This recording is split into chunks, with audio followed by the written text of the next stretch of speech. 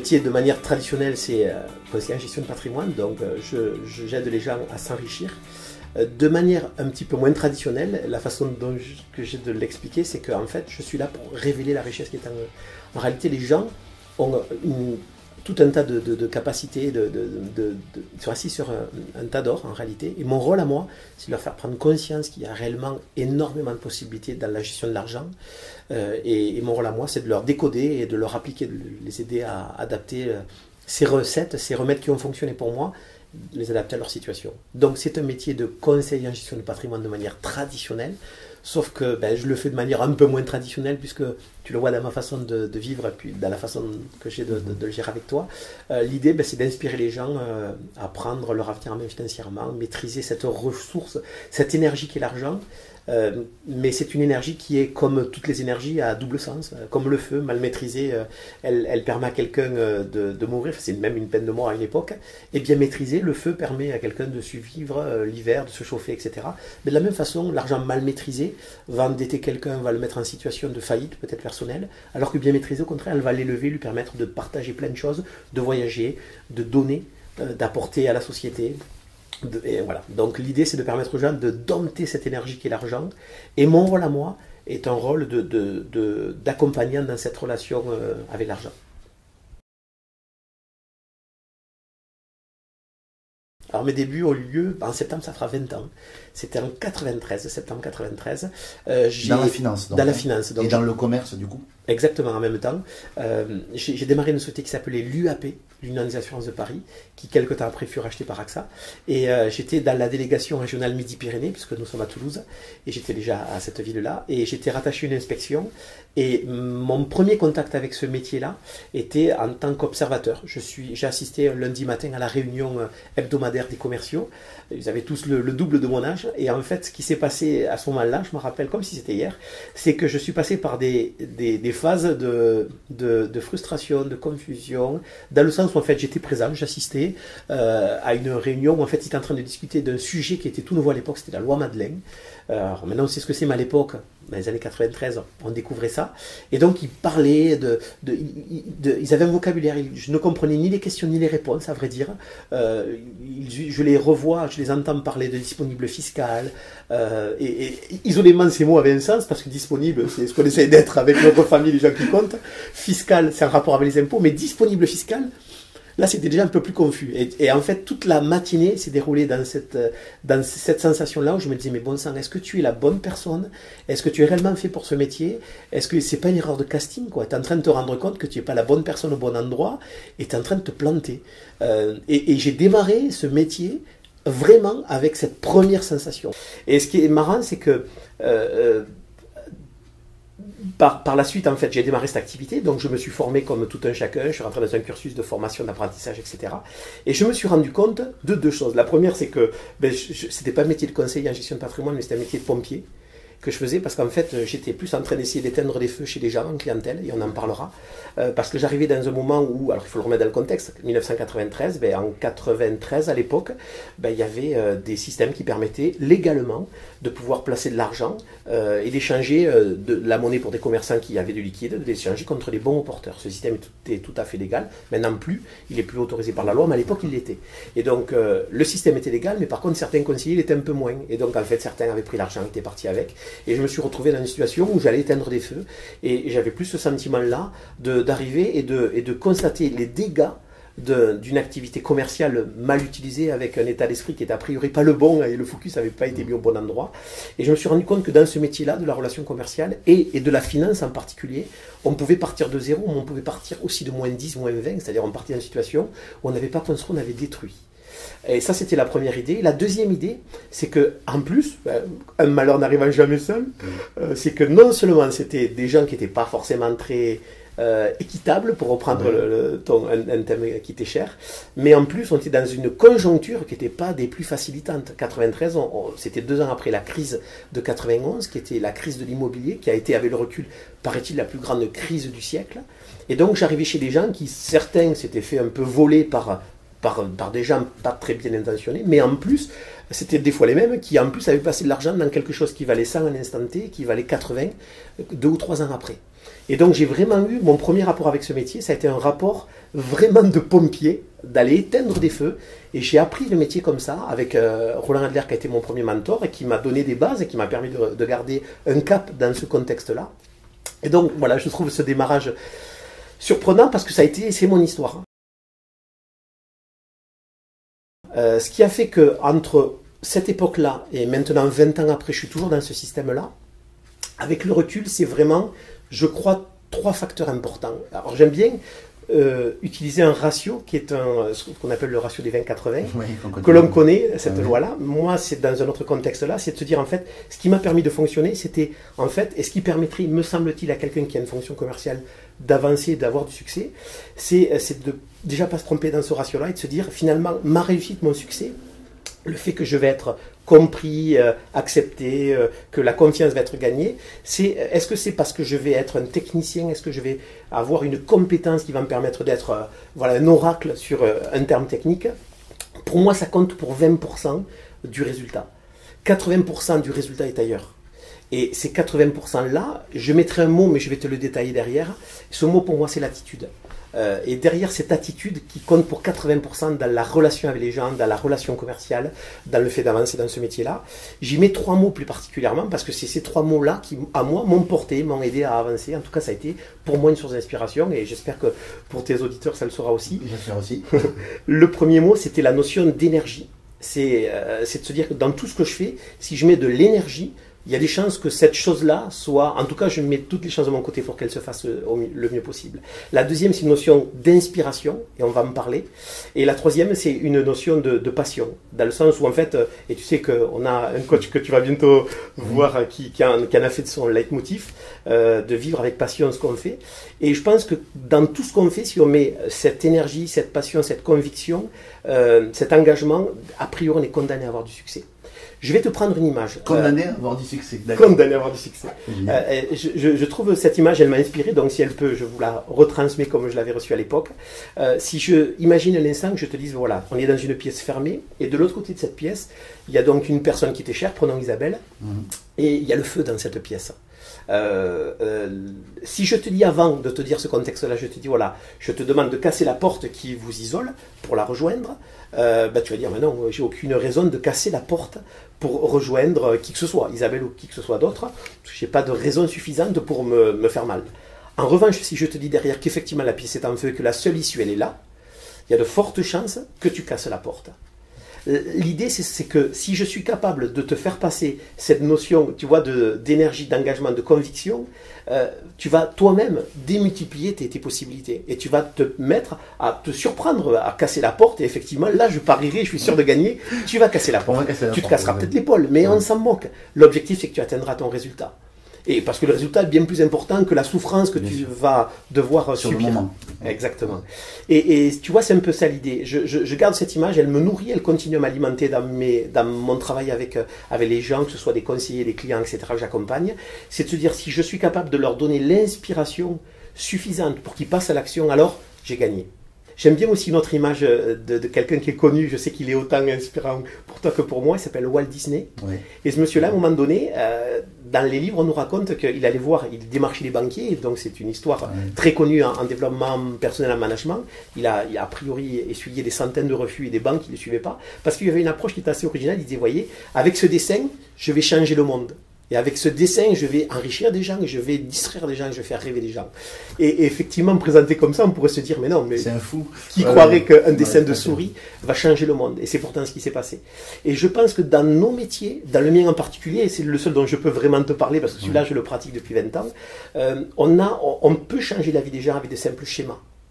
Un schéma financier, puisque c'est de finances dont on parle chez moi, de finance, un schéma financier a changé ma vie et a changé la vie de tas de gens.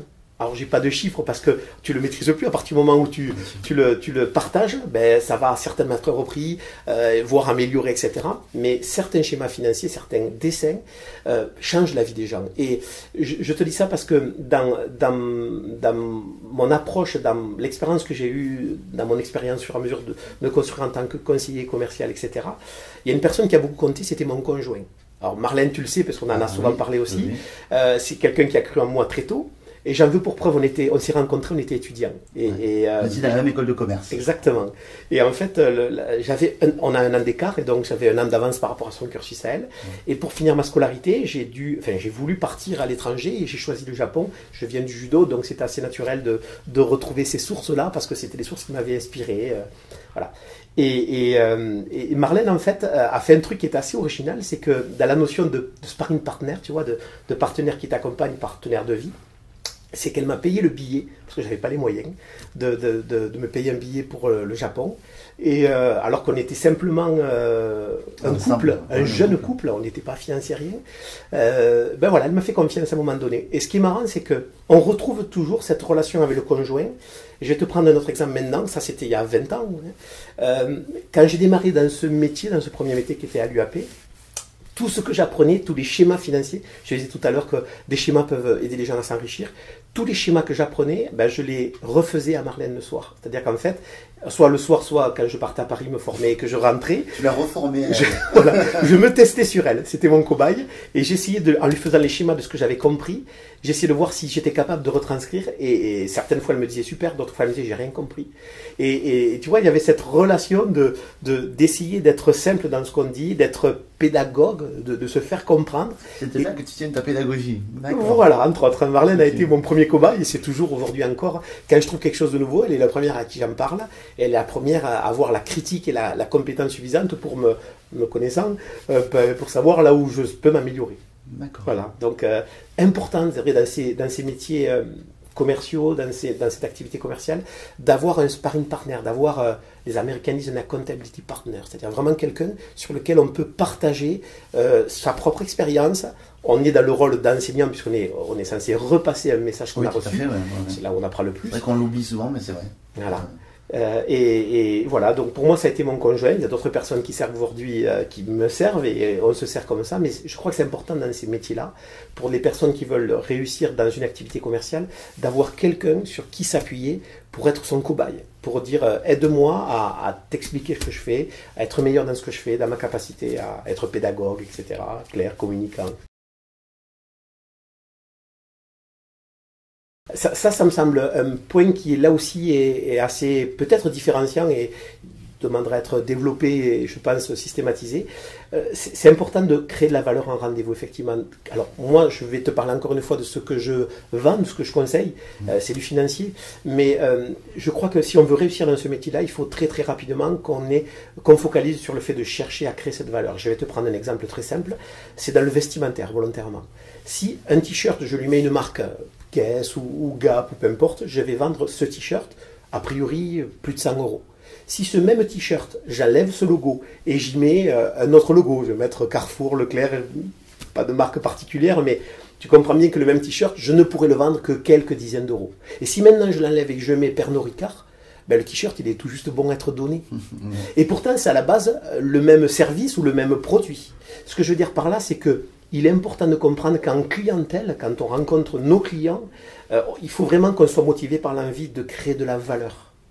Quand je dis créer de la valeur, dans mon métier, c'est très simple. C'est que je rencontre des gens qui gagnent 5, 10, 15 € de l'heure. C'est la moyenne des salaires français.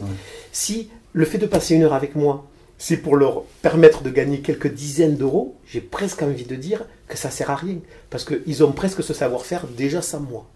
En revanche, ce que je trouve séduisant dans mon métier, et à chacun de l'appliquer dans leur métier, dans leur secteur particulier, c'est que je peux échanger une heure d'un temps, et je vais te prendre un exemple très concret, en centaines voire milliers d'euros de gains.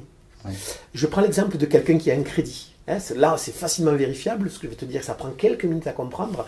Quelqu'un qui a un crédit, qu'il a peut-être souscrit il y a 5 ou 10 ans, ben peut-être qu'aujourd'hui, par rapport à la conjoncture, on dit que la conjoncture est négative, elle est difficile, et en même temps, ben c'est l'arbre qui masque la forêt, parce qu'en réalité, il y a des opportunités. Je te prends l'exemple, c'est que la conjoncture aujourd'hui des crédits n'a jamais été aussi favorable.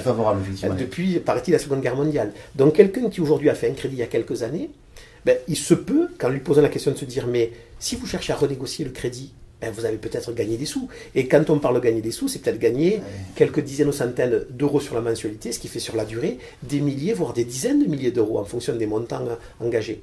Et voilà qu'on est en train de passer peut-être une heure ou deux, parce qu'il n'en faut pas plus, hein, et que derrière ce rendez-vous-là, est en train de se traduire potentiellement par une valeur ajoutée, par un gain pour la personne qui est en face, qui se chiffre en milliers d'euros, voire en dizaines de milliers d'euros. Parce qu'une fois qu'on a renégocié un crédit, un prêt, on ne s'en occupe plus. C'est fini, donc on passe à autre chose. Donc le temps vraiment passé à faire ça se limite à quelques heures. Et derrière le retour sur investissement qui lui va se faire au fil du temps, mais il est énorme et ramené à une rentabilité horaire, il est colossal. Et ce qui est intéressant dans cette approche-là, cette notion de donner de la valeur au rendez-vous, c'est que dans ce domaine-là en particulier, mais dans cette conjoncture qui est celle d'aujourd'hui, qui est une conjoncture difficile, ben plus que jamais, ceux qui sauront comprendre et prendre cette opportunité, cette perche tendue d'aller chercher de la valeur là où justement c'est difficile d'en trouver, à mon avis, ils auront une longueur d'avance et ils feront la différence.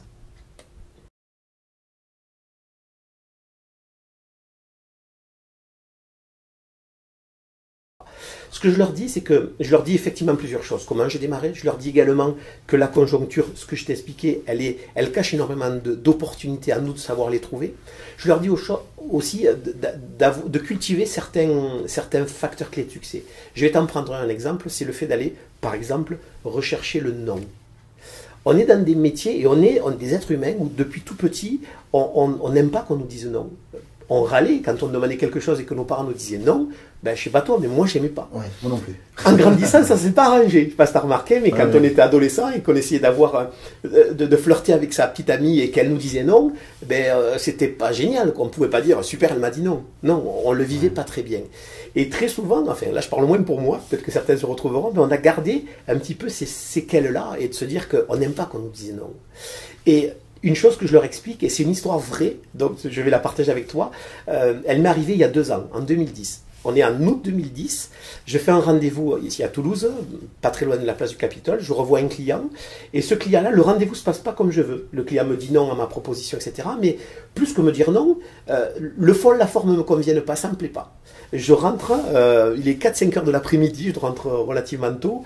Si j'avais pu jeter ma sacoche, je l'aurais jeté tellement mon sentiment n'était pas très agréable, je n'étais pas très bien avec ça. Tu vois, comme quoi on peut se dire avoir fait des centaines et des milliers de rendez-vous, oui. On n'est pas... On peut être... ménagé par ça, enfin, on a toujours à apprendre. Et là, en l'occurrence, je me dis, bon, cette situation ne me plaît pas, j'arrête, je ferme mon téléphone et puis je me mets en week-end. Et ce qui est marrant, c'est qu'en fait, par la suite, le soir même, en fait, ou le lendemain matin exactement, j'ai fait un rêve, qui était un rêve où je me retrouvais dans une situation où je faisais à nouveau un rendez-vous professionnel. Le rendez-vous se passait pas bien, mal. Je sortais de ce rendez-vous, je rencontrais un collègue qui est dans une autre région du côté de Montpellier, qui n'avait rien à faire à Toulouse a priori, qui me dit « Ah, mais t'es là toi aussi ?» Je lui dis « Comment s'est passé ton rendez-vous ?» Il me dit « Moi, super. » Puis il me dit « Et toi ?» Moi, je lui dis « Non, moi, pas très bien. » Et alors, donc, double frustration de se dire que moi, ça n'a pas fonctionné. Et puis lui me dit « Ça marche super bien. » Et puis le cabinet d'avocats, parce que c'est un cabinet d'avocats, ils vont me recommander. Donc, a priori, je vais pouvoir faire plein de nouveaux clients et ça va super bien se passer. Et je me dis, en me réveillant ce samedi-là, je me dis, bon sang, voilà un rendez-vous hier qui ne s'est pas bien passé. A priori, il y a un truc que tu n'as pas compris parce que derrière, tu fais un rêve derrière. Et donc, ça demande à être creusé. Et puis, en fait, je fais un truc, et Marlène pourrait te le raconter, parce que ça rappelle encore, c'était il n'y a que 2 ans. Je me lève, je vais chercher un livre que j'avais acheté, on était en août 2017, donc c'était pendant l'été, j'avais fait plein d'achats de livres pour vraiment réfléchir un petit peu sur mon métier, sur l'évolution et la trajectoire, la direction que je voulais lui donner. Et je prends un livre qui est celui-là. Alors, on est chez moi, donc je l'ai sur place. Et ce livre s'appelle Non, c'est bon. Et ce qui est marrant, donc l'anecdote est croustillante, je vais la partager avec toi, c'est que je prends ce livre et je me dis, tiens, j'avais acheté un livre à ce sujet-là, tiens. Puis je prends le livre et puis je l'ouvre à la première page. Et puis, 3e ligne, je te lis, texte, et pour les gens qui l'achètent pourront le vérifier, et je te lis, 3e page, première page du livre, le livre commence comme ça, 3e ligne, ce récit s'inspire en grande partie du vécu de Richard. Ah, c'est énorme. Et puis là, je ferme le, je regarde, je dis, ah ben oui, il s'appelle Richard Fenton, on a le même prénom. D'accord. Intéressant. Et puis je continue, je tourne la page, alors je te le fais en live parce que c'est à peu près comme ça que ça s'est passé. Je tourne la page que je viens de te dire, c'était la 3e, et puis là je suis sur la première ligne de la page suivante. Je venais d'avoir 40 ans. En 2010, j'avais 40 ans. 40 ans. Et ce qui est marrant, c'est que donc j'ai pris ça un peu dans la tête. Donc je me revois dire à Marlène, tu sais quoi, je vais m'isoler au fond à côté de la mare, dans le jardin, et je vais lire. Alors le livre se lit en 1 heure.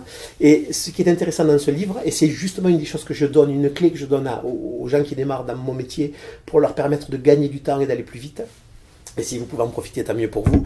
C'est de leur dire que dans ce livre-là, j'ai entre autres une anecdote qui m'a porté, continue à me porter. C'est l'histoire en fait d'un conseiller habilleur, quelqu'un qui vend des habits, qui est sur Toulouse, on pourrait l'imaginer à Toulouse.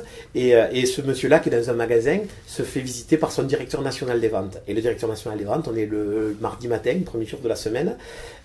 Il se met dans un coin et puis il observe les premiers clients arriver et comment le conseiller en question gère la relation client avec ses nouveaux prospects. Et donc il se met dans un coin et puis donc le premier client arrive dans le magasin et puis le voilà en train de faire son travail et puis finalement de lui vendre pour 2000 euros de produits, pantalons, chemises, vestes, etc. Et puis donc il accompagne le client à la sortie, tout content parce qu'a priori une bonne vente, qui plus est avec son directeur national qui est là pour le regarder, qui descend pour attester qu'il a été bon. Voilà. Puis il vient le voir et il lui dit qu'est-ce que vous en pensez, en se disant que c'est l'occasion de recevoir un bon feedback, un bon retour. Et puis le directeur national des ventes a cette sagesse-là de lui dire effectivement on a vu à quoi ton client a répondu oui. Il a répondu oui à un pantalon, à une chemise, une veste, etc. Maintenant j'ai une question pour toi. À quoi ce client a répondu non? Puis le conseiller est un peu embêté. Il se dit il a répondu non à rien. Et puis le directeur national des ventes il dit c'est justement ça qui est dommage. C'est qu'il l'a jamais dit non. C'est toi qui as dit non à sa place. À un moment donné, tu as estimé, tu t'es mis à sa place et c'est bien, tu as fait preuve d'empathie, mais dans certains cas, c'est pas une bonne idée parce qu'on est en train de passer les choses dans son propre miroir déformant. Ne pense pas pour lui, mets-toi à la place de ton client. Complètement. Et c'est toi qui as répondu non parce que tu te disais que 2000 euros d'achat d'habits, c'était beaucoup par rapport à tes moyens à toi, mais tu ne sais pas quelle était son intention à lui. Peut-être que cette personne-là, en réalité, en sortant du magasin, elle a peut-être fait 3 rues, elle est allée dans un autre magasin, elle a peut-être dépensé pour 5000 euros. Et l'ironie dans cette histoire, c'est que non seulement tu as fait ce qui pour toi semble être une bonne vente, mais tu as peut-être en fait une mauvaise vente. Et tu aurais pu faire une excellente vente. Une vente qui t'aurait permis d'être encore plus satisfait et épanoui dans ton métier. Ça, c'est la première ironie. Et l'ironie de cette ironie encore, c'est que la prochaine fois que ce client va revenir, est-ce que tu penses qu'il va commencer par ton magasin ou il va finir par ton magasin? Il va peut-être commencer par le deuxième magasin où il a acheté plus, où on l'a peut-être plus écouté, où il a eu peut-être une meilleure expérience, et peut-être qu'il finira éventuellement par toi ou pas du tout et il t'oubliera. Et ce que je veux dire par là, cette histoire qui est dans ce livre-là, m'a montré à quel point le fait d'aller chercher le non, d'aller chercher cette limite-là, elle était super importante à comprendre. Parce que si dans la relation on fait preuve d'empathie, on l'a tous appris ça, à l'école ou sur les bancs de système de formation qu'il fallait se mettre à la place des gens. Et moi je dis oui, mais dans certaines limites. Parce qu'effectivement, si je me mets à la place de l'autre, je risque de faire des erreurs d'attitude, de comportement, de psychologie, parce que je ne serai jamais l'autre. Et qu'en réalité, je vais peut-être lui vendre pour mes raisons, alors qu'il a besoin d'acheter pour ses raisons à lui. Donc, une des premières choses que j'indique et que j'enseigne aux jeunes conseillers qui font le même métier, à mon équipe, c'est d'être dans une situation où on va chercher le non, c'est-à-dire à pousser les limites, mais pousser pas, tu vois, dans la façon années 70 du vendeur avec le pied dans la porte, comme on disait dans les livres. Ah ouais. C'est-à-dire celui qui va agresser les gens, qui va pas les respecter et qui va chercher à leur vendre absolument. C'est pas ça. Ce système-là, il a vécu, il est mort. C'est le système de se dire je laisse l'autre s'exprimer et j'aide l'autre à aller au-delà de ses possibilités. L'importance de la découverte et de poser les bonnes questions. Exactement. C'est là que tu veux en venir, ouais. Tu vois, je te prends un autre exemple, là aussi qui est propre à mon métier. Dans mon métier, j'explique aux gens qu'en fait, on passe sa vie à payer les autres. On gagne de l'argent, mais en réalité, cet argent qu'on gagne tous les mois, on le redépense dans le mois qui suit ou le même mois parce qu'on est dans une société de consommation. Et une des premières choses que j'explique à mes clients et à mes conseillers également, c'est qu'en réalité, si eux, ils ne pensent pas à se payer en premier, qui va le faire pour eux? Ils vont travailler pour payer Monsieur Leclerc, Monsieur Leclerc France Télécom, Monsieur Porsche pour les bienheureux, etc. Mais en réalité, ils ne se payent pas. Et pour moi, l'épargne, c'est l'autre façon que j'ai d'expliquer, c'est se payer. C'est le fait de faire en sorte qu'on transforme des flux d'argent en stock, on garde cet argent. On est bien en train de thésauriser. On est surtout en train de se payer. On est en train de mettre une barre à une certaine hauteur et de se dire, voilà, par rapport à ma capacité à gagner temps, j'ai une capacité à garder temps. Et c'est pas sur le fait de gagner plus qu'on s'enrichit, c'est sur le fait de garder plus. Et ce que j'indique, ce que j'essaye de faire avec mes clients, et ce que j'essaye de faire avec les conseillers, le message que j'essaie de faire passer, c'est de leur dire que justement, quand vous avez en face de vous quelqu'un qui veut épargner, mettre de l'argent de côté, le meilleur service que vous ayez à lui rendre, c'est de le pousser dans ses limites. Pourquoi ? Alors on pourrait se dire, double lecture, se dire, non, on veut vendre plus, non, on veut l'aider à se rendre compte qu'il peut se payer plus. Il y a un sport et il y a une analogie que je prends qui me plaît assez parce que je trouve qu'elle est assez originale et très transposable dans notre métier. C'est le saut en hauteur ou le saut à la perche. C'est quand même le seul métier, le seul métier, la seule discipline sportive plutôt, où en fait on réussit sur des échecs. Quand tu es en foot ou quand tu es au judo comme moi, ben, tu réussis parce que tu as marqué des points. Donc tu réussis parce que tu gagnes un match. Et là, on est dans un sport où tu réussis alors que tu es en échec et tu finis comme les autres, en échec. Et tu finis pourquoi? Ben parce qu'à un moment donné, la barre, tu finis par ne plus la passer. Et après 3 tentatives infructueuses, ben c'est fini, la compétition s'arrête. Et ce qui est intéressant, c'est que ce sport-là nous montre que même celui qui passe les records ben, continue à mettre la barre un petit peu plus haut en se disant que je suis peut-être tout seul et les autres, ben, on les a perdus en cours de route parce qu'ils n'ont pas passé ces barres-là, mais je continue. Je pourrais m'arrêter, je suis champion olympique. Mais non, je continue parce que je veux aller chercher une performance, un record, etc. Et c'est la même idée. Si nous, en clientèle, on sait cultiver le fait d'écouter les gens, mais en même temps qu'on fait preuve de cette empathie, de ne pas se mettre à leur place et de les pousser et d'aller chercher le non, on est en situation où on est réellement en train de réveiller leur potentiel à eux. Je te disais tout à l'heure où tu me disais que mon métier est un métier de révélation de richesse. Parce qu'en fait, la richesse, ils l'ont en eux. Mon simple rôle à moi, c'est de leur faire prendre conscience qu'ils sont assis sur un tas d'or.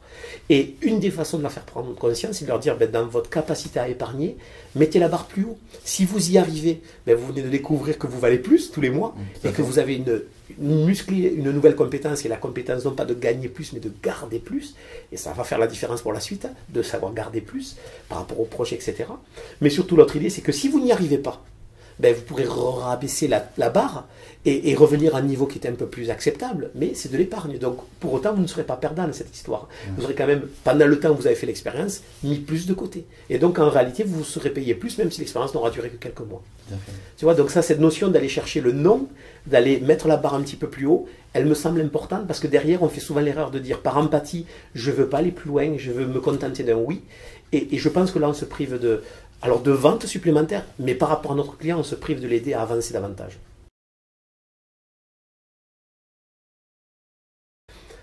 Déjà, dans la façon de cette recherche du non, elle est normale et légitime. La deuxième, c'est donc lui expliquer que ce non, il est bon et il est important. Ouais. Le deuxième, c'est un rapport par rapport à soi-même. C'est-à-dire que là aussi, si la personne a du mal à aller chercher de nouveaux clients ou se sent pas à l'aise avec ça, ou a priori des problèmes, c'est que peut-être elle a aussi une vision de son métier qui manque peut-être un peu, tu te rappelles ce qu'on disait tout à l'heure, d'inspiration, de grandeur et d'attitude et d'altitude. Effectivement, si une personne a du mal à se lever le matin et décrocher un téléphone ou aller au contact, je ne sais pas, en fonction de la relation commerciale qu'il a, s'il a du mal à aller au-devant de l'autre, c'est parce que peut-être il a une vision trop petite de son métier. Il a peut-être une vision trop petite de ce qu'il peut apporter en clientèle et donc il a une vision trop petite de son rôle et de sa richesse et de sa valeur. Ouais.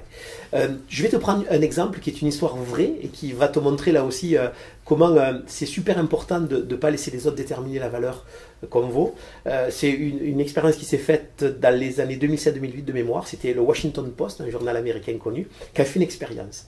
Ils ont pris dans un métro, ils ont pris un violoniste, ils l'ont filmé avec des caméras un peu cachées, et donc le violoniste jouait, puis il faisait la manche, comme on trouve dans les métros d'un peu partout dans le monde. Et en fait, ils ont observé sur une heure, se sont rendu compte que ce violoniste-là avait recueilli une trentaine de dollars en une heure de passants qui l'écoutaient ou l'écoutaient pas, ils mettaient une ou deux pièces ou un billet. Et en fait, ce qu'ils se sont rendus compte que, une personne à la fin s'est approchée un petit peu plus près, regarder le violoniste d'un peu plus près, parce que le violoniste lui disait quelque chose. Et en fait, l'expérience qui avait été menée par le Washington Post a été voulue, volontaire. C'était bien des caméras cachées, parce qu'en réalité, la personne qui était en train de jouer, c'est un monsieur qui s'appelle Joshua Bell. C'est un Américain d'une quarantaine d'années qui est un surdoué du violon. Et ce monsieur-là jouait sur un violon qui est un Stradivarius de 1700 et quelques, valeur 3,5 millions de dollars. Ah ouais, d'accord. Donc il y en a une dizaine, paraît-il, dans le monde des comme ça. Et en fait, non seulement il jouait effectivement sur un violon exceptionnel, il était lui-même exceptionnel, avec un talent hors norme, mais en plus il interprétait les morceaux les plus difficiles à jouer au violon. Et le monsieur qui s'est approché, parce que c'était dans la foule des gens qui passaient, c'était un connaisseur, parce que cette personne-là reconnu une personne, ce monsieur, qui quelques jours auparavant avait joué dans des salles à Washington très connues, sauf que là, il n'avait pas gagné 30 € de l'heure. Certaines personnes avaient payé jusqu'à 200 $ pour assister au concert que donnait cette personne, la place, que donnait finalement le récital qu'avait donné ce monsieur-là, la même chose qu'il avait fait dans le métro.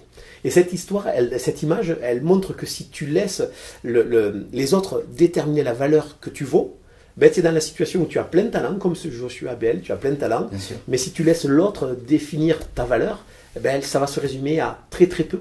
Alors qu'en réalité, cette même personne avait un talent fou, mais mis dans un autre contexte, et pleinement mis en valeur avec l'éclairage, j'imagine l'acoustique, et puis l'orchestre qui peut-être l'accompagnait. Cette personne-là prenait une valeur folle. Et tu vois, ça c'est peut-être une image qui peut aider les gens qui démarrent dans ce métier, de leur dire, voilà, si vraiment prenez de l'altitude et essayez de trouver quelle est la vraie valeur de ce que vous faites dans votre métier. Et si vous trouvez effectivement que votre métier ne crée pas beaucoup de valeur, ça va être difficile de se lever le matin et d'y aller. Parce que réellement, ça ne va pas vous renvoyer une image positive et ça va être difficile. Vous allez vous marcher avec des boulets.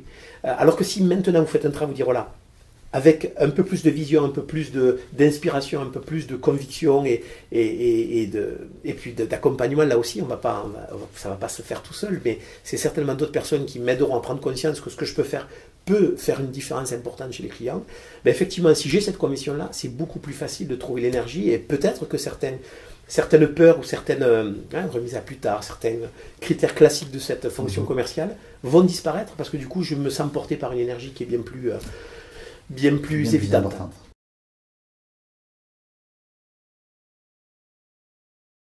Instinctivement, je te dirais que on est dans un métier, de manière générale, où on a quelques lois immuables. La première, c'est la loi des nombres. C'est que je reste persuadé, un peu comme le chasseur d'or, qu'effectivement, on ne trouve les pépites, ou on ne trouve que des gens de talent, si on cherche des gens de talent, que dans le volume et dans la masse. C'est comme ça. De la même façon, on va payer un basketteur, un Jordan ou un joueur de baseball, on va le payer des millions de dollars, alors qu'en réalité, pour le joueur de baseball, il va toucher il va frapper et il va faire un home run une fois sur 3 ou sur 4, je crois, au niveau des statistiques. Et pourtant, on va le payer des millions de dollars parce que cette statistique n'est pas terrible. Pour autant, elle en fait un gars exceptionnel et qui finalement a un taux de transformation monstrueux. Je crois que dans ces domaines-là du recrutement et de la fonction, le fait de chercher des gens de talent dans la fonction commerciale, la première règle me semble être le volume. Sans le volume, ça va être difficile de trouver des gens de qualité, et puis j'ai presque envie de dire que sans le volume, soi-même on ne va pas évoluer dans cette fonction commerciale, de façon à vraiment faire la part des choses entre cette jeune pousse qu'on sent prometteuse de celle qui n'a pas d'avenir. Je vais te répondre aussi en te donnant mon exemple. Tu sais, quand j'ai démarré dans la fonction commerciale, au tout début, je t'ai raconté le contexte dans lequel j'étais, et c'est une histoire vraie, Marlène pourrait te la confirmer là aussi, j'ai mis 2 mois à faire ma première affaire. C'est-à-dire que j'ai passé des jours et des jours et des jours et des jours et des jours et des jours et des jours. C'est sûr, 2 mois c'est long. Hein. C'est long. 2 mois tous les jours. À rentrer et à rien faire. Et Marlène me dit, alors aujourd'hui, ben rien. Et alors aujourd'hui, rien. Et ça s'est passé comme ça, mon histoire. Et si à cette époque-là, on avait fait les paris sur moi, d'ailleurs, l'histoire veut, et c'est une histoire vraie, que mon inspecteur de l'époque, qui a été mon premier mentor, je me revois un lundi matin, il me fait venir dans le bureau, et il était au téléphone avec son directeur régional, et le directeur régional lui disait, alors qu'est-ce qu'on fait avec ton jeune en parlant de moi? Et lui avait mis le haut-parleur parce qu'il voulait en totale transparence voir que j'avais un peu chaud aux fesses, et qu'en réalité il fallait qu'il se passe quelque chose, et qu'il comprenne aussi l'attitude que lui il est en train d'avoir vis-à-vis de sa hiérarchie me concernant. Il m'a dit mais non, je crois en lui, et il faut persévérer, il faut continuer. Ce qui est marrant, c'est qu'à cette époque-là, je pense que pas grand monde, y compris moi-même, on aurait parié sur le fait que ça fonctionne pour moi. Et je te déroule l'anecdote jusqu'au bout, parce que c'est comme ça qu'elle s'est passée. 1 an après, ce même directeur régional, qui pour autant avait dit... Ton premier mentor du coup? Alors, mon premier mentor était l'inspecteur départemental, qui était celui qui me chapeautait réellement, et qui croyait en moi, peut-être plus que moi à l'époque, et qui disait non, j'y crois, il faut lui laisser encore du temps, il fait un peu le pompier parce que pour les raisons que tu sais, il va en clientèle essayer de récupérer des situations qui ont été un peu menées n'importe comment. Ce directeur donc, régional, qu'il appelait à ce moment-là, m'avait remis une coupe que j'ai encore quelque part dans un tiroir, qui était la coupe du meilleur jeune. Quand cette même personne-là à l'époque, elle ne croyait pas en moi. Elle disait, bon, mais cette personne-là, il faut en prendre un autre, quoi. Et mon responsable direct est en train de lui dire, mais non, il faut lui laisser le temps, on y croit, etc. Donc, pour dire aussi qu'on a tendance très souvent, on est dans une société où tout doit aller vite, la fortune, etc., les relations entre personnes, il faut que ce soit le grand amour de suite, etc. Et je crois qu'on oublie le fait qu'il faut laisser du temps au temps, quoi.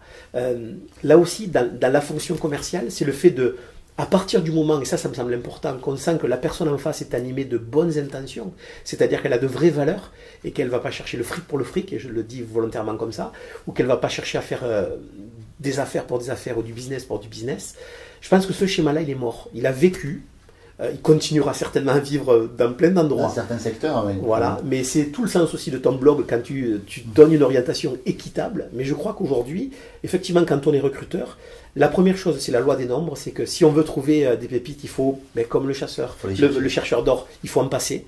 Et la deuxième, c'est qu'il faut aussi avoir, je pense, cette capacité à voir les vraies valeurs de la personne qu'on a en face de soi. Si on sent que cette personne est affairiste, et pour moi, c'est pas forcément négatif d'être affairiste, avoir envie, c'est de l'ambition. Bien sûr. Mais si on sent qu'effectivement, ça transpire pas, il se passe rien, quoi, en l'occurrence, c'est peut-être pas la bonne personne et que c'est peut-être une autre personne qui fera, ou cette personne-là sera mieux dans une autre situation, un autre poste, etc. Mais je pense que pour un recruteur, c'est ces deux choses-là. La loi des nombres, le fait de passer du volume, et puis aussi le fait de faire confiance en fonction des sensations. On est des animaux, et dans l'instinct, ce qu'on peut ressentir à l'instant T de la personne qu'on a en face, et si réellement, indépendamment de ses résultats et de son profil, de son parcours, de ses capacités, de son CV, etc. Mais indépendamment de ça, quelle est la personne que j'ai en face de moi? Est-ce que c'est une personne qui me fait ressentir quelque chose ou au contraire, il ne se passe rien?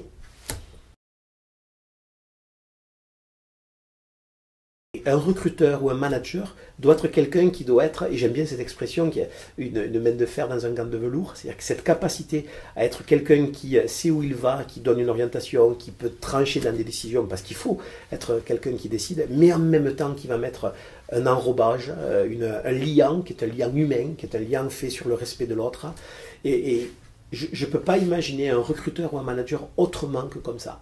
Pour moi, quelqu'un qui n'a pas ces deux, ce yin et ce yang, cette capacité à être dans l'action, mais cette capacité aussi à être dans la bienveillance, elles vont de pair. Sinon, on a vraiment quelqu'un qui est bancal et à un moment donné, tôt ou tard, cette personne, elle atteindra son seuil d'incompétence, elle sera très certainement pas bien dans son métier ou pas bien dans sa relation avec les autres, et puis ça ne durera pas, quoi. Effectivement, beaucoup plus à l'intuition et à la sensation sur l'instant, parce que dans les équipes que j'ai des gens qui ont réussi brillamment et qui ne viennent pas du tout du secteur dans lequel ils sont aujourd'hui, qui est le secteur de la gestion de patrimoine, de la finance en général. Donc effectivement, le cursus peut être dans certains métiers, et donc là je ne pourrais parler que pour moi, dans certains métiers peut être indispensable, pas dans le mien.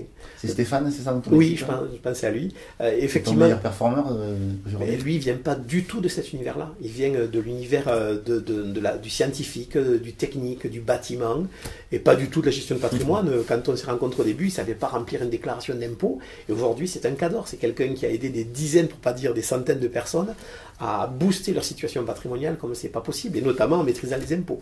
Donc c'est preuve que... Les études ne sont pas... Je crois pas. Je crois qu'on a besoin, et plus que jamais, j'ai vu il y a quelques jours une émission en soirée qui mettait en avant deux personnes qui sont assez diamétralement opposées. L'un c'est Jamel, le comique qu'on connaît bien, oui. Et l'autre personne c'était, alors je sais plus son nom, Michel Serres, qui est en fait une personne qui est un peu moins connue, qui est un académicien, et c'est un monsieur qui est à la fois professeur aux États-Unis dans une université prestigieuse, à la fois philosophe, un peu un touche-à-tout de génie, scientifique, etc. Et ce monsieur-là, à un moment donné, il a dit une phrase qui a résonné, et donc je vais la partager avec vous en espérant qu'elle résonne aussi pour vous, qui était de se dire qu'on a besoin plus que jamais de créer le métier, l'environnement, et notre génération, plus que n'importe quelle génération par le passé, de créer le métier dans lequel on veut évoluer. Et c'était son propos. Lui, il avait fait sa carrière, maintenant il a 70 ou 80 ans, donc sa carrière est plutôt derrière lui. Oui, plutôt. Et il disait à la jeune génération qui était là, puisque c'était un parterre d'étudiants ou de jeunes qui rentraient dans la vie professionnelle, il leur disait, les structures sont anciennes, les institutions sont anciennes, elles ont besoin d'être dépoussiérées, mais ce n'est pas votre job. Votre job n'est pas de dépoussiérer, votre job est de créer, pas de détruire ou d'enlever, c'est d'apporter du plus, c'est de créer des institutions nouvelles, de créer avec les nouvelles technologies peut-être une nouvelle façon de communiquer, d'être en rapport avec les autres, et de manière plus générale, de créer votre propre métier, votre propre façon d'évoluer, et votre propre secteur d'activité. Voilà. Donc je reste persuadé que c'est réellement le défi d'avenir, c'est un défi de créer le métier que l'on veut et pas attendre qu'il nous arrive. Et créer le métier que l'on veut, ça suppose aller chercher aussi des gens qui ont peut-être un profil atypique. Et que dans une équipe, quand tu as que des attaquants, ben certes, tu vas mettre plein de buts, mais si tu n'as pas de défenseur, tu vas en prendre autant. Et donc, tu gagnes jamais le match. Et donc, on a besoin de cette diversité-là. Et pour ça, ben, moi, j'aime bien m'entourer de gens qui n'ont pas du tout mon profil, parce que je trouve que la réussite est encore plus belle. On s'apporte mutuellement. Et plus que jamais, dans nos vies, on a plusieurs vies dans une vie. C'était AXA, qui était mon ancien employeur, qui avait fait ce slogan que je trouvais très intelligent, qui était qu'on avait plusieurs vies dans une seule vie, et c'est de plus en plus vrai. Et dans nos fonctions commerciales, ben, de plus en plus, on passe par plusieurs caps, où on peut être effectivement vendeur à un moment donné, peut-être encadrant, puis après créer une structure, et puis évoluer comme tu as fait si bien, toutes ces étapes très rapidement, et puis ben, être coach et manager des gens pour leur permettre d'évoluer.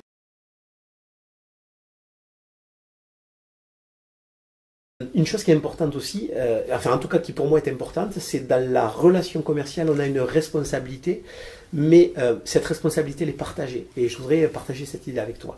Dans le sens où j'aime bien cette phrase qui dit que c'est le médecin qui soigne, mais c'est le patient qui guérit. Dans une relation commerciale, on a besoin d'être deux. Si moi, je fais mon travail qui est d'essayer d'inspirer les gens, comme on a vu tout à l'heure, de les motiver, leur donner envie de passer à l'action, d'acheter mes solutions, de changer leur situation et de l'améliorer, mais à l'évidence, je peux faire tout le travail du monde, si derrière la personne n'a pas envie, il ne se passera rien. Et de la même façon, je t'en parlais une fois quand je parlais de la gestion de la relation, ce que j'ai appelé 2.0, oui. C'est qu'il faut savoir par moment, et si tu vois à quoi je fais référence, oui, il faut savoir, je pense, par moment, dans une relation, quand on sent qu'il n'y a pas de communication, ou en tout cas qu'il y a une communication, mais qu'il n'y a pas un échange. C'est-à-dire si moi je suis derrière mon client et que je lui envoie des messages, mais que lui, pour plein de raisons, et je ne le juge pas, mais pour plein de raisons, il ne les prend pas, parce qu'il n'est pas disponible, parce que, etc., etc., etc., mon rôle à moi, il n'est pas d'être un béni oui-oui, comme on dit. Mon rôle à moi, à un moment donné, c'est d'être peut-être incisif et de dire dans la relation, ben, on n'est pas en train de fonctionner de la meilleure des façons. Moi, j'ai une responsabilité, c'est de vous prescrire des solutions comme un médecin prescrirait, mais vous avez une responsabilité en tant que patient, c'est que c'est vous et vous seul qui allez guérir. Ce n'est pas mes médicaments qui vont vous faire guérir, c'est l'utilisation de ces médicaments, mais c'est aussi le fait que vous, de manière proactive, vous allez faire ce pas vers moi. Et je pense que dans la relation commerciale, quand un client n'est pas dans cet état d'esprit-là, ma responsabilité, c'est d'essayer de l'y amener, mais si je n'y arrive pas, ben, ma responsabilité, c'est de le dire. Et de lui dire à un moment donné que ben, je ne suis peut-être pas la personne qui lui convient, ou, etc. Et de se montrer peut-être un peu plus incisif, chose qu'on n'a pas forcément coutume de faire. On a plutôt l'habitude de servir nos clients. Le client est roi, d'être à sa disposition, hein, tous ces termes-là qu'on a entendus. Il faut un petit peu s'en défaire, hein, c'est ça. J'ai l'impression qu'il faut prendre du recul par rapport à ça. Et je crois qu'un coach, quelqu'un, et toi tu coaches tes gens, je crois qu'un coach a la responsabilité d'être quelqu'un qui n'est pas facilitant. Un coach a la responsabilité de te sortir de ta zone de confort, de te mettre en situation inconfortable, parce que si on avait demandé à Laure Manodou d'être coaché par quelqu'un, tu vois, à qui je fais référence, oui, qui l'aurait caressé dans le sens du poil, Laure Manodou n'aurait pas été la nageuse exceptionnelle qu'elle a été quand elle était justement avec lui. Donc je crois que dans la relation commerciale, on a une relation de coaching avec nos clients, et qu'il faut savoir aussi, par moment, montrer les dents. Je crois que tu vois ce que je veux dire. Oui, il n'y a pas d'agressivité, il y a toujours de la bienveillance, mais dans l'idée de faire réagir l'autre et de lui dire, je pense que dans la relation, ça n'a pas fonctionné. J'ai essayé de faire passer quelque chose, mais le message, il n'y a pas eu de communication, il n'y a pas eu d'échange, c'était un monologue. Et mon rôle à moi, peut-être à un moment donné, alors ça marche ou ça ne marche pas, et je n'ai pas 100% d'efficacité, parce que 100% d'efficacité, ça n'existe pas. En revanche, je peux m'améliorer de 100%, ça c'est une autre histoire. Et ma responsabilité, la responsabilité commerciale, c'est aussi à un moment donné de savoir, à un moment donné, taper du poing sur la table et de dire dans la relation, ça ne me convient pas. Ce qui est a priori pas appris dans les bouquins, mais ça me semble être fondamental dans la pérennité, ou simplement tu dis, ben, on n'a peut-être pas besoin de faire un chemin ensemble. Et moi, il m'arrivait à des clients de dire, ben, on arrête. Mais c'est moi qui demandais qu'on arrête la relation, c'est pas le client. Alors qu'il peut y avoir des clients, enfin, en principe, c'est le client qui arrête de la relation. Le client veut rester, j'imagine. Voilà. Et alors peut-être qu'il veut rester, peut-être que ça va changer, mais il y a certains cas où j'ai dit non, c'est un non négatif. Parce que j'avais le sentiment que je perdais mon temps, parce que j'avais le sentiment que je n'étais pas la personne qui lui convenait par rapport à mon mode de communication, que lui n'était pas en réception, et que dans tous les cas, on n'était pas en phase.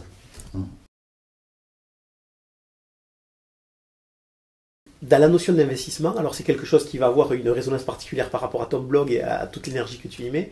Je crois que, puisqu'on parle d'investissement dans mon métier, je parle de ça avec mes clients en longueur de temps, mes clients, mes conseillers, tous les gens qui gravitent autour de ce métier. Je crois fondamentalement que le meilleur investissement qui soit l'investissement sur soi. Ça pourrait faire une phrase, un slogan. Mais je crois vraiment que le meilleur retour sur investissement, c'est pas dans des solutions patrimoniales, quelles qu'elles soient. Là où, et j'en suis l'exemple par rapport à ma petite vie, les meilleurs retours sur investissement ont été des retours d'investissement sur moi-même, sur le fait de me former, sur le fait de côtoyer des gens, sur le fait de lire, de faire des séminaires. Je sais que tu vas en faire de magnifiques dans quelques temps. Et puis je crois réellement qu'on est passé à côté de cette notion d'investissement sur soi. C'est le plus important. Ouais, le développement personnel. Les gens qui te suivent sont des gens qui sont dans ce schéma-là, donc je vais peut-être enfoncer une porte ouverte pour le coup. C'est pour moi un facteur clé de succès. Quelqu'un qui investit sur soi et quelqu'un qui là aussi est condamné au succès. J'aime bien dire aux gens que dans mes clients ou dans mes conseillers, ce que j'anime et ce que j'aide à évoluer, je leur dis que pour moi, il y a deux choses qui sont importantes. C'est les gens qu'on rencontre et c'est ce qu'on lit. Nos lectures, les ouvrages. Dans les lectures, c'est aussi une rencontre avec des gens qui sont plus là, puisque la plupart tu parlais de Napoléon tout à l'heure, il est décédé. Carnegie aussi. Bien sûr. Tous ces gens-là, Steve Jobs, qui est décédé il y a quelques temps, je ne peux plus passer de temps avec eux. Il m'est impossible matériellement de les rencontrer. En revanche, je peux toujours aller à leur rencontre par les livres. Et puis, de manière plus générale, rencontrer les gens en live, tant qu'ils sont vivants, de façon à pouvoir échanger, qu'il y ait cette magie-là, cet échange. Et je crois que ce sont deux choses sur lesquelles on se prive. Rencontrer les gens. Et quand on rencontre les gens, tu le sais parce que tu le pratiques au quotidien, c'est d'avoir un enregistreur. C'est le fait de se dire, le temps que je passe avec cette personne-là est très important. Et en plus, je suis en train de lui envoyer un message en montrant que je viens avec de quoi l'enregistrer, que je respecte le temps qu'elle me consacre. Donc, parce que c'est important ce qu'il va se dire et je veux en garder une trace. Et là aussi, on n'a pas la culture. On a la culture de se dire, je suis enregistré, ça peut être utilisé contre moi. Mais non. C'est le fait de se dire que si je suis enregistré, c'est que la personne qui est en face, elle a vraiment envie d'avancer, elle attend quelque chose de notre entretien. Et donc, vis-à-vis de moi, elle me communique encore plus de respect. Et je pense que c'est important là aussi d'investir sur soi, c'est investir dans de la formation telle que tu la dispenses, d'investir dans de l'accompagnement, investir dans des outils d'enregistrement pour dès que je suis avec quelqu'un qui va m'inspirer dans mon métier, que je puisse garder la trace complètement. Et pour l'avoir fait depuis des années, je peux te dire que quand on réécoute cet enregistrement 6 mois après, on n'entend pas les mêmes choses. Les mots n'ont pas changé. Des choses, bien sûr. Et on se dit, mais bon sang, il m'avait dit ça à l'époque. Et on a eu d'autres lectures, quoi. C'est pas lui qui a changé, c'est nous. Même dans les livres, même dans tout. Pareil. Et de la même façon, on relirait un livre 6 mois, 1 an, 2 ans après. On voit pas la même chose. Donc voilà, je pense que dans les investissements sur soi, c'est les gens qu'on rencontre et ce qu'on lit, parce que ça me semble être la clé de voûte dans une fonction commerciale, mais de manière générale, pour quelqu'un qui veut s'améliorer, qui veut avancer, qui veut grandir, ça me semble être 2 passages obligés. Les choses les plus importantes. Alors, je ne vais pas me faire des amis dans la fonction pédagogique. Non, c'est pas l'objectif. Je ne veux pas me faire des ennemis. Je veux simplement. C'est juste un constat, et ça n'engage que moi, évidemment, à l'instant où je vous le dis. C'est que, il me semble, et on vient d'un système scolaire, et il a au moins le mérite d'exister, mais il me semble que les choses les plus importantes ne sont pas enseigner à l'école. Et c'est peut-être un service d'ailleurs que le système nous rend, peut-être parce que ces choses sont tellement importantes, il faut peut-être les apprendre un peu plus tard, avec un peu plus de maturité, avec peut-être le recul suffisant qu'il faut dans un apprentissage pour pas être béni oui là aussi, mais avoir un peu d'esprit critique, mais pas trop non plus. Je vais te prendre quelques exemples. Déjà, mon métier, la gestion de l'argent, on ne l'apprend pas à l'école. Et pourtant, on s'étonnait, j'étais tombé sur un article il y a quelques jours qui disait qu'on s'étonnait de voir que les médecins généralistes, dans leurs longues études, je crois que c'est 7 ans d'études après le bac, avaient que quelques heures qui étaient consacrées à la diététique, à l'alimentation, quelques heures sur un cursus, alors que ça semble être la base, parce que ce que tu manges va faire que tu es en bonne forme ou pas. On s'étonnait de ça, alors qu'on ne s'étonne pas, par exemple, que des gens qui sont en école de commerce, il y a absolument, et moi je viens en école de commerce, alors ça a peut-être changé depuis, parce que c'est il y a quelques temps, mais il n'y a pas une seule heure consacrée à la gestion de l'argent. Pas une. Et donc, on s'étonne de ça, de se dire que les médecins, ils sont insuffisamment formés. Par contre, de manière générale, tous ceux qui font du business, ils n'ont jamais pris un seul cours sur la gestion de l'argent. Et donc, c'est un peu ce que j'essaie de faire au travers de mon métier, mais de manière plus générale, je te disais tout ce qui est le plus important qui n'est pas enseigné à l'école, ben, le fait de gérer son argent, c'est pas enseigné à l'école. Le fait de réussir sa vie de couple, c'est pas enseigné à l'école, ça me semble fondamental. Le fait de savoir s'alimenter, c'est pas enseigné à l'école, enfin à moins de faire des études particulières, mais je sais pas toi, mais moi j'ai pas eu de cours là-dessus. Alors peut-être ça évolue depuis, tant mieux. Le fait d'être heureux, le fait d'être un parent vis-à-vis de ses enfants qui soit épanoui et épanouissant, un modèle, tout ça c'est pas enseigné à l'école. Et pourtant, je pense que de tout ce qu'on vit, c'est peut-être ce qui est le plus important finalement. C'est ce qui fait sert en tout cas le plus. Ouais, je crois que si on réussit ces aspects-là de notre vie, on réussit notre vie. Et je ne parle pas de réussite qui se chiffre financièrement, juste d'épanouissement, de qualité des émotions. Tu sais, c'est Robbins qui dit que la qualité d'une vie ne se mesure pas forcément à de l'argent, mais à la qualité des émotions, la quantité et la qualité des émotions qu'on y passe à l'intérieur. Et c'est pour ça que je trouve que ton blog, là encore une fois, et toute cette génération-là dont tu fais partie, qui essaie de faire avancer les choses dans notre beau vieux pays, elle est là pour justement faire prendre conscience aux gens qu'ils ont vraiment besoin plus que jamais de se former, de s'ouvrir, de se cultiver, davantage parce que ce qu'ils ont après l'école n'est pas suffisant. C'est un bon début, c'est une base, un peu pour faire un gâteau. Alors je suis très mauvais en cuisine, mais il faut une bonne, ou des fondations, on va dire plutôt dans l'immobilier, de bonnes bases, de bonnes fondations pour après monter un bel édifice. Ce que tu fais là, c'est de la formation, de l'enseignement complémentaire, et c'est souvent là qu'on va trouver les choses les plus importantes dans la vie.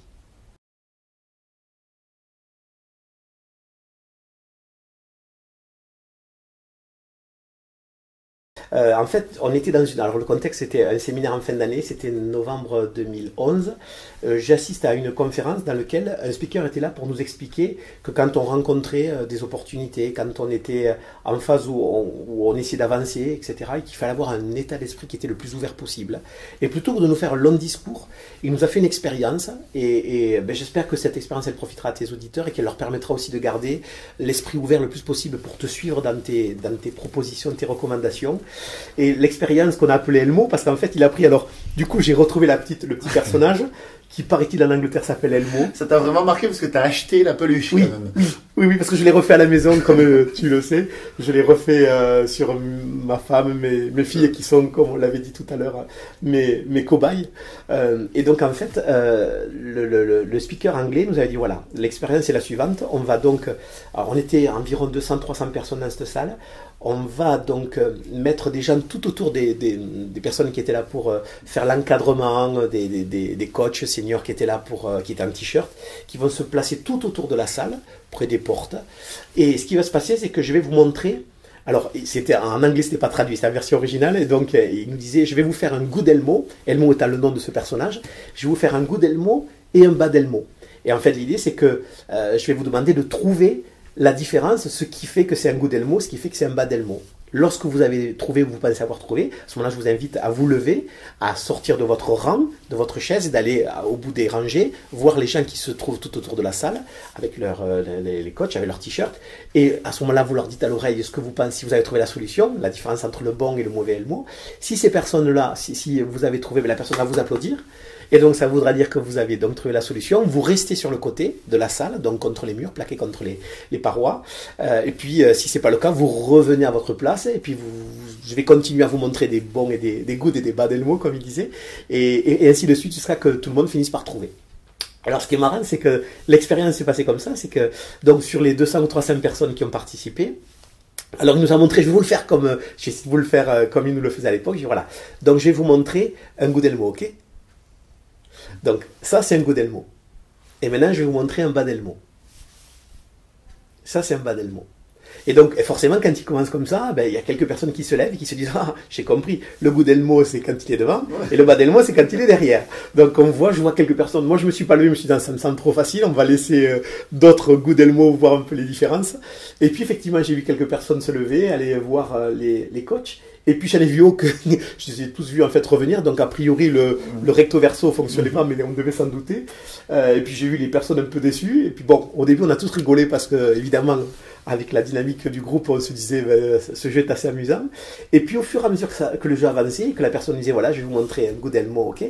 Allez je vous montre un good Elmo. Et maintenant je vous montre un bad Elmo. Et puis, en fait, l'idée, c'est qu'au fur et à mesure, les personnes... Alors, moi, j'ai eu la chance de comprendre très vite le truc. Au bout de 3-4 passages, je faisais partie de ceux qui avaient trouvé. Donc, j'étais plus dans le jeu, j'étais spectateur du jeu. Et donc, j'étais contre la paroi, en train de regarder ceux qui restaient dans la salle et qui commençaient à sentir la pression monter parce qu'ils voyaient la salle se vider. Et puis, ils voyaient eux rester... En situation d'échec, un petit peu, de pas trouver... Coincés, bloqués, se dire, bon, ça, les autres voient, je ne vois pas. Les autres trouvent, je ne trouve pas. Et puis ce qui est marrant, donc là, tu deviens spectateur de l'expérience et tu vois comment les gens, finalement, l'exercice se déroulant, parce que ça a duré 10-15 minutes de plus, où ils continuent à montrer des coups d'elmo, des bas d'elmo, et tu voyais les personnes qui se levaient, là j'ai trouvé, et puis qui se rasseyaient, tu voyais des personnes qui se levaient pas du tout, et qui commençaient à avoir une figure qui se décomposait. On passait de l'euphorie générale de la salle au début à une situation un peu plus tendue, on sentait qu'il y avait du silence, on sentait qu'il y avait un peu de stress qui commençait, on commençait à voir les gens qui n'étaient pas très bien, et là, finalement, quand tu es spectateur, il se passe plusieurs choses. La première, c'est que tu te dis, bon sang, tu vois les gens réagir face, alors on va dire échec, moi j'aime bien le mot insuccès plutôt que succès, oui, plutôt, effectivement. C'est le fait de se dire, voilà, quelque chose ne se passe pas comme je veux et je me retrouve finalement mis en marge et on voit comment les gens réagissent. Certains vont le prendre encore à la rigolade, d'autres vont très rapidement se fermer et on se rend compte que ceux qui se ferment restent dans une logique où ils ne se lèvent plus. Parce qu'ils se disent, bon, je vais encore avoir l'air ridicule, enfin, on ne sait pas ce qui se passe dans leur tête, mais ils sont dans une situation où on sent qu'il y a une chape de plomb qui est en train de se refermer sur eux, et ils sont de moins en moins en train d'être aptes à trouver la solution, premièrement. Deuxièmement, ce qui est intéressant, c'est que quand tu connais la solution, quand tu fais partie des spectateurs et que tu as compris la différence, en fait, la différence elle est toute simple, c'est que, je vais te le refaire maintenant, si vous n'aviez pas trouvé déjà. On peut peut-être faire une simulation justement, parce que moi je ne l'ai pas trouvé de suite, sincèrement. Donc, je vais te faire un coup d'elmo, ok? Donc ça, c'est un coup d'elmo. Et maintenant, je vais te faire un bas d'elmo.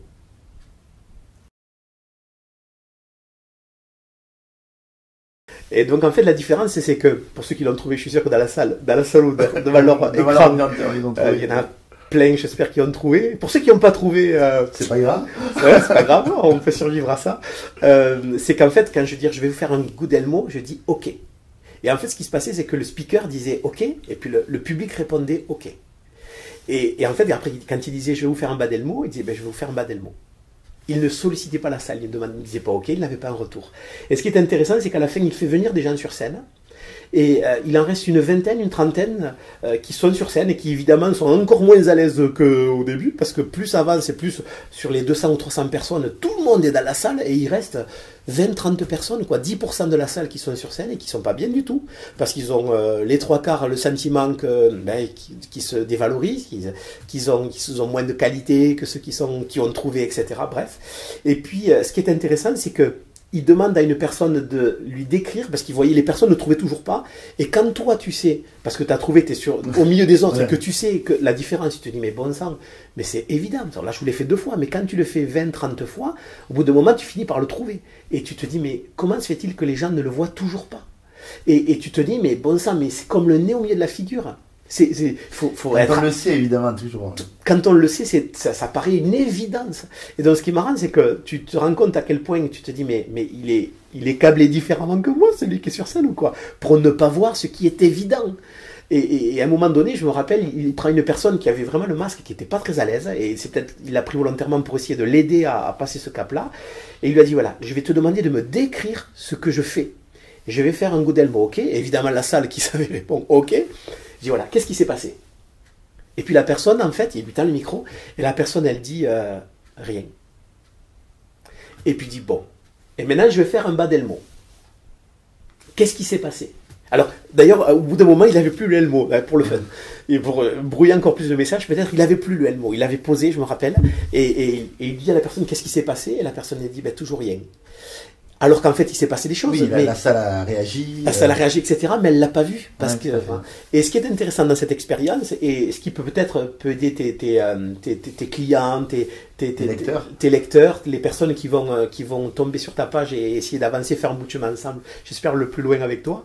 Ce qui est intéressant, c'est qu'à la fin, cette personne-là, une fois que tout le monde a fini par trouver, mais ça a mis un temps fou, en fait, ça a vraiment duré 30-40 minutes, l'exercice. Donc il y a vraiment une pression particulière et une intensité qui est très intéressante.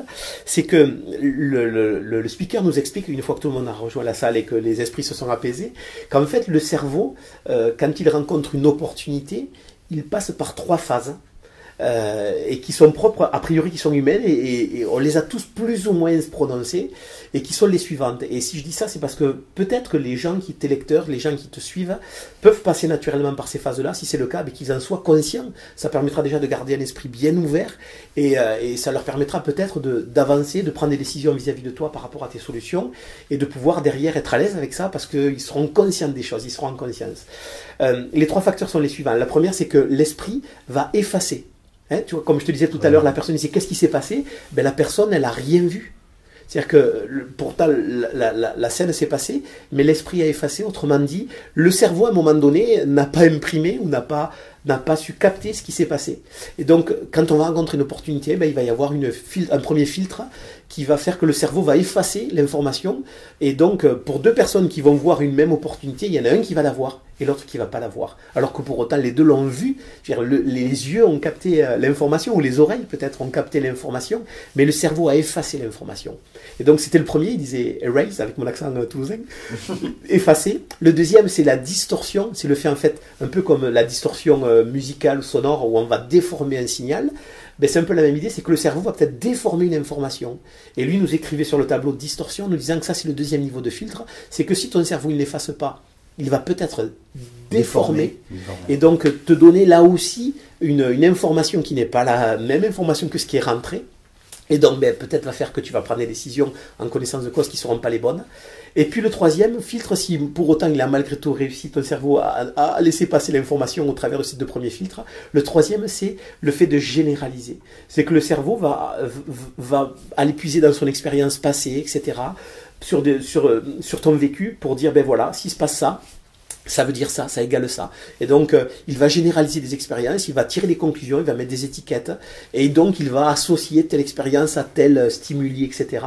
Et donc, il va te faire là aussi prendre en considération des choses qui ne sont pas... Mais c'est juste une question d'interprétation. Le message est le même pour tout le monde, mais en raison de ces 3 filtres successifs ou cumulatifs, peut-être que tu en as plusieurs qui s'activent en même temps, bon courage, ben, forcément tu as une personne qui va voir une opportunité quand dans le même instant, la même personne va voir tout sauf une opportunité, et même quelque chose qui est même peut-être une arnaque, ou tu vois, l'opposé de l'opportunité. Et je trouvais cet exercice intéressant parce que je pense que dans le rapport qu'on a nous tous avec la nouveauté, avec l'innovation, avec le fait de faire les choses mieux, différemment, ou les rencontres qu'on va faire, ou ton opportunité de faire du commercial équitable, ben, tu as des gens qui vont associer ces 2 mots et se dire, ben, là aussi, commercial, ça, c'est dans un certain sens, et équitable, c'est son opposé. Un commercial équitable, c'est aux antipodes. Un commercial, il ne peut pas être équitable, parce qu'un commercial, il va bâtir son succès en exploitant l'autre. Et là aussi, je crois que c'est notre cerveau qui est en train de faire un raccourci au travers de ces 3 filtres-là par rapport à l'expérience, tout ce qu'on vient de dire tout à l'heure. Et c'est par rendre service, et la personne qui a ce réflexe-là, je pense qu'il faut qu'elle soit consciente qu'elle se laisse manipuler, et qu'elle n'est peut-être pas dans la bonne direction, elle se limite. Ouais, effectivement.